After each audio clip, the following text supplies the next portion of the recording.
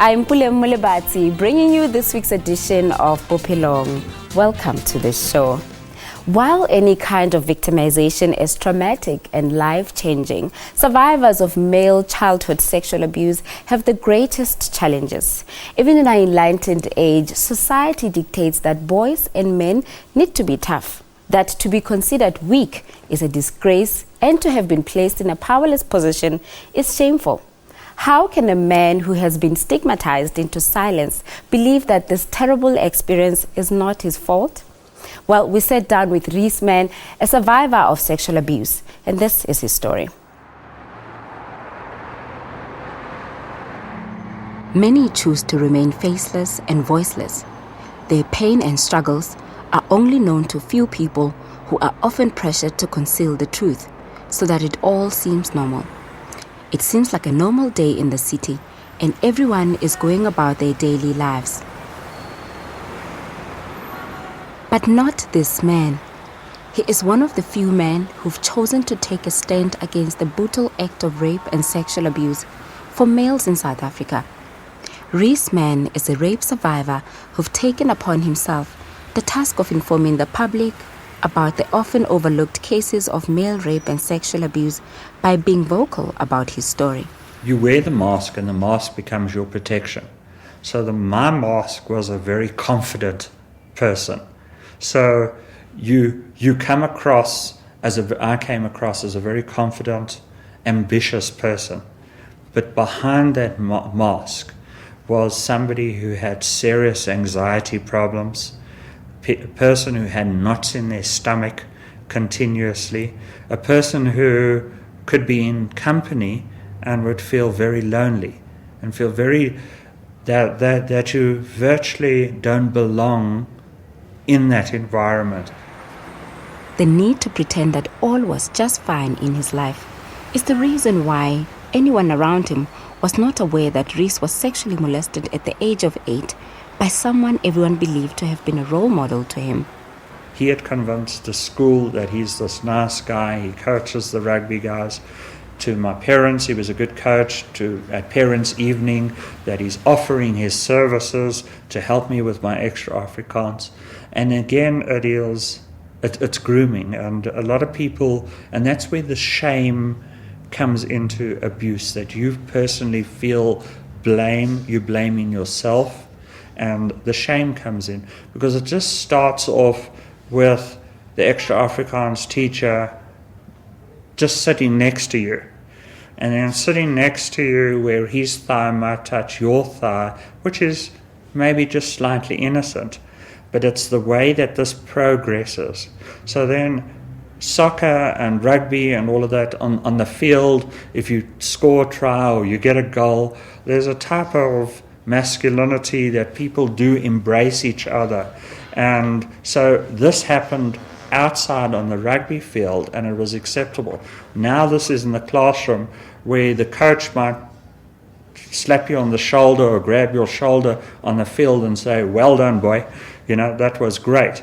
But now it starts happening in a classroom environment where you are by yourself and you don't know quite how to handle it.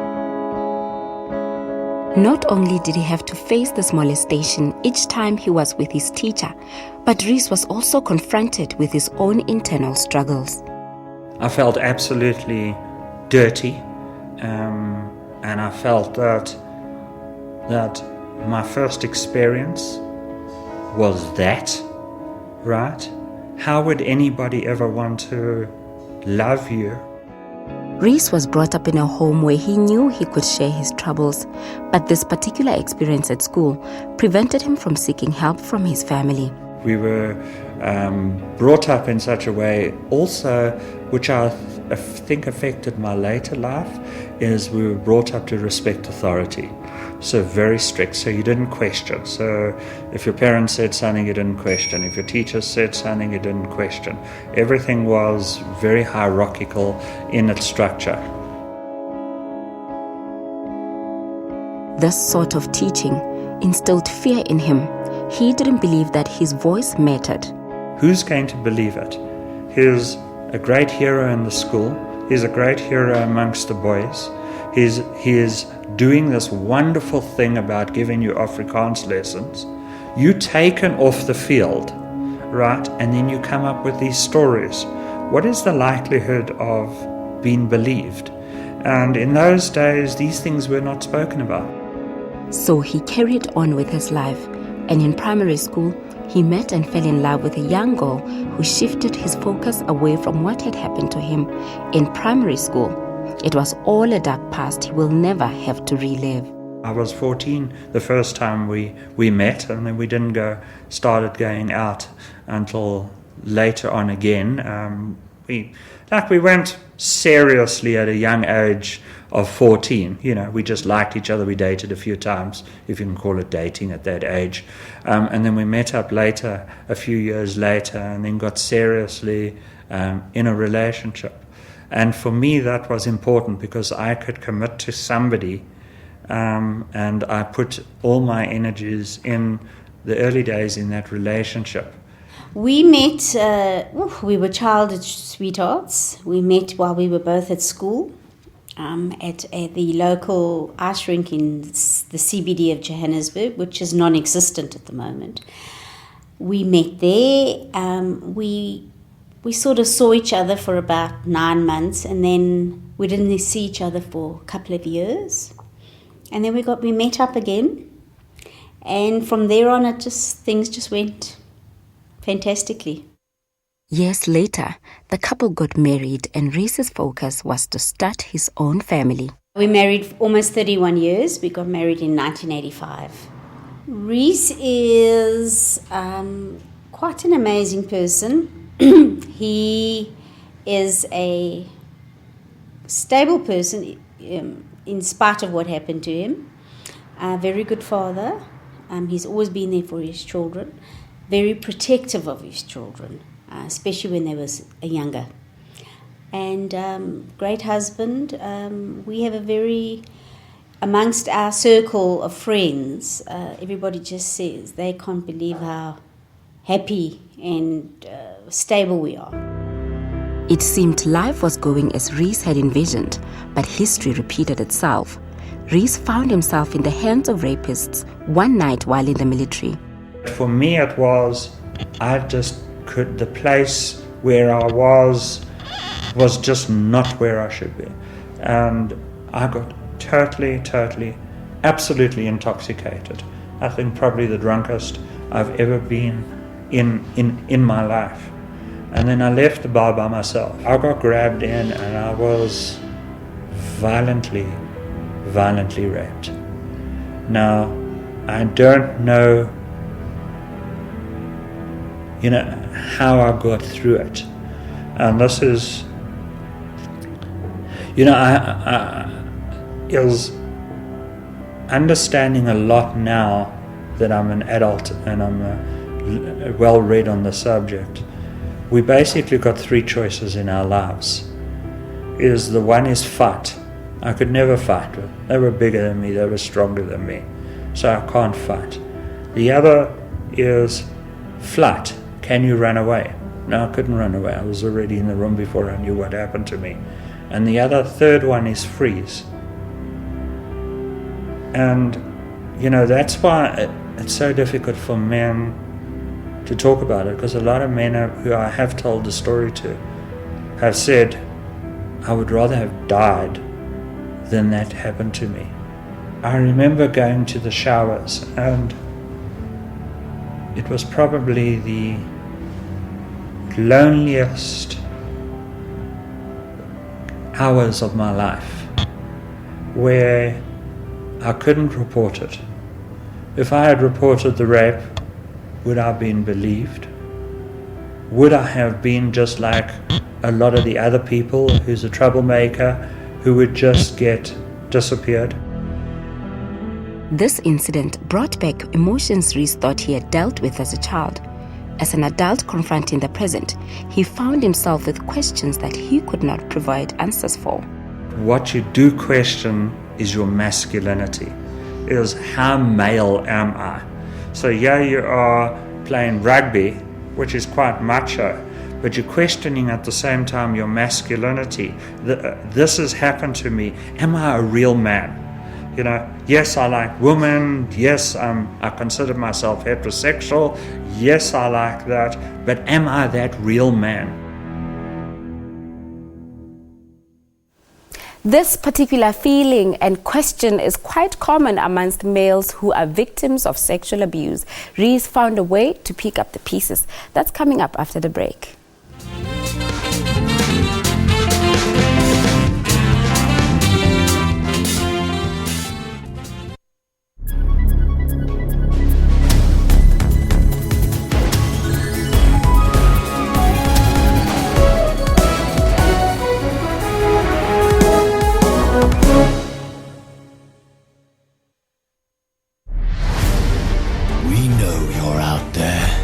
Silently waiting for your spot in the limelight. Step up, people of the party. We need your energy, your greatness. Just because you don't do it for money doesn't make you an amateur. So we salute you, party comrade, with a bottle of black and white blended Scotch whiskey for just $109.99 from Tops at Spa. Did you go to heaven? Kelvin is the one who created all this. What are you fighting over? Us? If there is 10 million in my account, it will be in the front page the next day. Do you have 10 million? Oh, Jesus, hold my hand. Hallelujah. It's happening right here on Question Time today. Monday to Thursday at 5:30 p.m. on the SABC News Channel.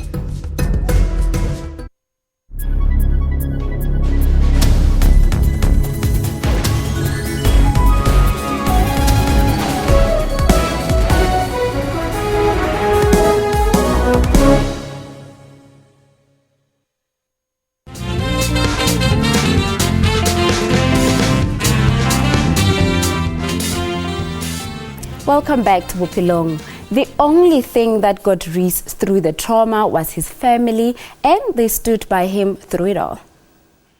Reese and Rose Mann, many years in their marriage, raised two independent girls who now have their own families.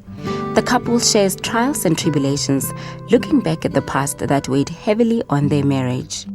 My kids had a hard time. My kids didn't sleep at other people's houses. My kids had a very strict upbringing about my lack of trust of other adults, because all of these pedophiles are your neighbors, soccer coaches, teachers, priests. Our oldest daughter was experiencing some problems at school, and they wanted us to take her to one of these educational psychologists. So we took her, and then the psychologist wanted to see us both as the parents, and then separately. And at this point, the psychologist picked up something in Reese and wanted to see Reese more. It didn't affect, in actual fact, our daughter's problem was solved quickly. You know, it was a small issue at school. But she continued seeing Reese. And one day she said to him, "What is the secret that you're keeping, Reese? Tell me about this big secret of yours." And that's when Reese opened up to her. So we were deep into the marriage, and one morning we were lying in bed, and he said to me, "I have something to tell you." And I remember that it was a Sunday morning, and I actually woke her up and I said, "I've got to tell you something." And I said, "Do me a favor, whatever I tell you, do not interrupt me, do not ask a question, just listen to me." Revealing this painful secret to his wife gave him the courage to tell his children. Reese didn't want to tell our children right away. He felt that they were too young. He wanted them to be about 18. And because they had to also be in touch with their sexuality, he didn't want this whole issue to impact on them. The next person that had to know about it was my younger sister. Okay, my younger sister and I have a very open relationship, and we discussed a lot of things in life. And I think she was the next person that I needed to tell. I would have loved to have told my children at a younger age, but I don't know. It's a decision I made, that certain things happen in your life and you've got roles in life. And my role for them was to be a father first, not to be a survivor. On the road to recovery, Reese discovered that the person he had neglected the most during these trying times was himself. He had always worried about how the sexual abuse would affect those around him and not how it affected him. Two things now entrenched themselves in me is all male company is dangerous. Soccer tour, all boys school, rugby male rugby coach, army, all male. Two of them with alcohol, right? So for me, like my mask was, I don't do alcohol, and I ensured that I was not often in all male company. With the help of a psychologist, he discovered ways to regain his self-worth and confidence as a man. Some answers he was looking for, he found in the boxing ring. Using boxing as a form of therapy has been able to reconnect him with parts of himself that he had lost touch of.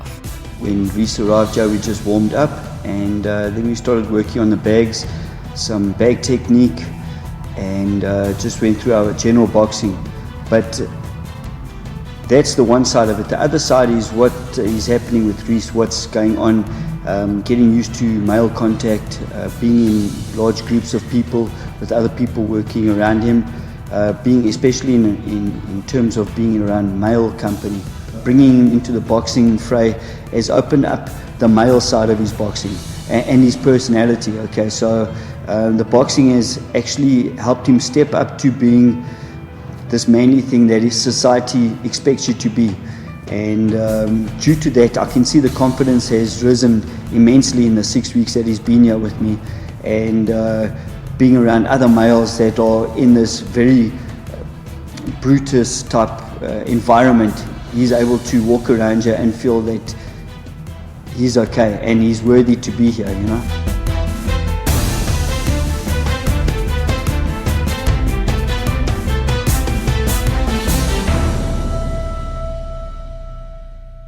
And after the break, Reese reaches out to other victims of sexual abuse. Stay right here.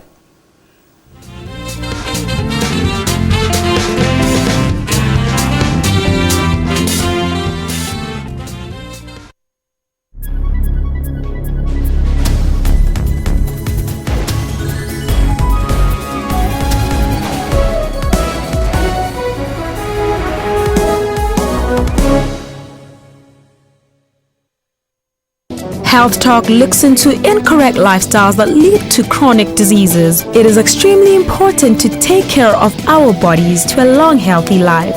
Incorrect eating and being inactive then leads to the person becoming overweight and obese. The kidney is one of the essential organs of our bodies. It keeps us healthy and extracts toxins from our blood. The kidney controls the blood pressure. Right. And if the blood pressure is not normal, then your heart is affected and all the blood vessels in your body is affected. Dialysis is the only solution to kidney failure. The support of the family is crucial. What made it possible for me is to accept that I've got kidney failure. Join your host, Dr. Sidla Mutawung, every Saturday from 9 to 10 a.m.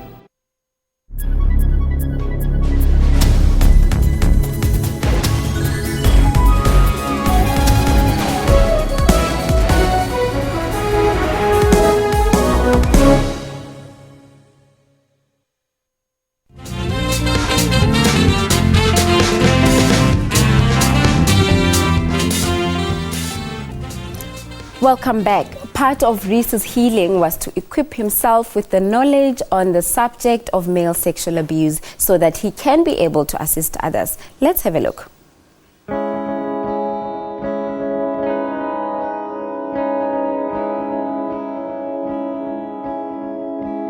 After years of living with the traumatic secret of being sexually abused, Reese May knows the hardships faced by other male victims of sexual abuse.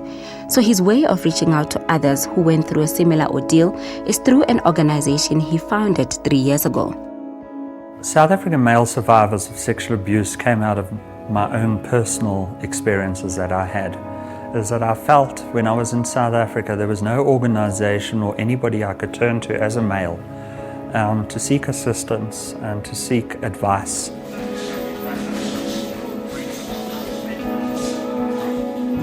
In order to offer support needed by male survivors of sexual abuse, Reese looked to other males who've run successful organizations in empowering and uplifting others. I went to Luke Lamprecht and I asked Luke Lamprecht to assist us in forming it, and Luke Lamprecht became my mentor. And part of his program said in starting an organization is I needed to be very well equipped to do it. Number one is I'd have to go on counseling training programs myself so that I'm now can become a counselor. I'd have to go on training programs on trauma, and that I'd have to be very willing to open up myself and my soul and bare my soul so that other males would be able to come forward. The South African Male Survivors of Sexual Abuse is one of a kind in the country that unashamedly addresses issues that affect males. We're the only registered organisation through a process. There is another organisation that is trying to work with groups and forming groups together. We've got permanent offices here. We do more than just counselling. We do the advocacy. We do the trying to get government and institutions to acknowledge that boys and men can also be victims. We partner with the Department of Social Development, very much so. We're part of their victims empowerment. We're part of a lot of their programs. We receive no funding from them because unfortunately a lot of government organizations needs information regarding individuals that you've been seeing. For us, we are not willing to give that information over at all. So if somebody walks in here and they say their name's Seppo, his name's Seppo. I don't need to know his cell number unless he wants to give it to me. If he wants to WhatsApp me or if he wants to email me under a Gmail account, that's fine for me. But unfortunately, most government funding or all of government funding is they need the identity number and the name of the specific purpose and the reason that they came for counseling. And we're not willing to share that information at all because the stigma is still out there for males. And if it means us not receiving funds, but then we can still get to talk to a lot more males and give them assistance, then we're willing to do that. The organization, since its inception, has been faced with a persistent challenge of the stigma that's attached to male sexual abuse. This often prevents other victims from coming forward to seek help. Tradition plays a vital part of the healing process because within South African communities, and you're specifically talking about, we can't look at blacks being one culture. It's not. Whites are not one culture. Indians are not one culture. But within certain cultural groups in South Africa, a man crying or a young boy crying in front of a woman is absolutely unacceptable, that a young boy could get a hiding just for crying in front of a woman. And it is again the way we socialized as men within our own culture that sometimes makes it more difficult for men to come out. The organization has reached out to institutions where rape is rife amongst males in an attempt to eradicate it. Reese shared his findings with Bophelong. The program that we did is, instead of us trying to go into all the prisons, we rather worked with Just Detention International and trained their counselors who get access into prisons. It's very difficult to get access into prisons. So we felt that it was better us spending our resources and our energy in training counselors who get into prisons. But the issue that we would really like to tackle with Department of Correctional Services is tackling the issue of handling the sexual abuse and turning a blind eye to sexual abuse in prisons. We're well aware of the number gangs that exist, and there is a lot of, in certain prisons, There is gangs where the term is you either have to penetrate somebody or be penetrated or die. So very difficult decisions have to be made in prison by prisoners. And not just dealing with the prisoners while they're in prison, that's important. First of all, we need to eradicate it. I mean, that would be the number one prize, is to try eradicate it. We need to try getting a support system going in prisons where they can freely report it and they can be protected. Reese and his team have also reached out to foreign nationals who fall victims of rape in war-torn countries. We've done a lot of training with refugee organizations, and at the moment we're part of a coalition to deal with refugees who are in South Africa who can't get access to any other form of assistance because they haven't got papers, but they are victims of sexual assault or rape in their countries of origin. And this is what we as Africans don't realize, is that sexual assault of males is actually becoming a weapon of war now. Before, in conflicts in Africa, they used to sometimes go into the villages and rape the woman. But they found the consequences of that is that the men got very angry and they would join the opposing party and they'd be willing to die and fight dying because their women have been raped. Now what in a lot of these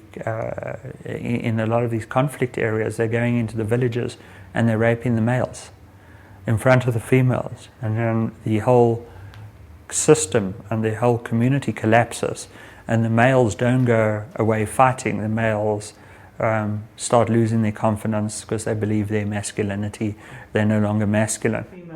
Despite the rules that govern society and certain beliefs that are instilled in men, Reese stressed the importance of speaking out about the abuse so that the victims can receive the help they need. And the reason I use my specific story and why I share my story is to really tell men out there that they're not alone, it happens to yourself, and that life, you can win your life back from these perpetrators who've committed these acts against you. Reese's mission is to break the barriers that have dictated how men and women should be, to break down the walls that causes the division based on gender. Violence is violence. Abuse is abuse. Rape is rape. Men can also be victims too. We encourage all victims of abuse to reach out to organizations that can offer assistance. On the bottom of your screen right now is the contact details of the South African male survivors of sexual abuse. Thank you so much for watching. Until next week, it's a goodbye from us here on this show.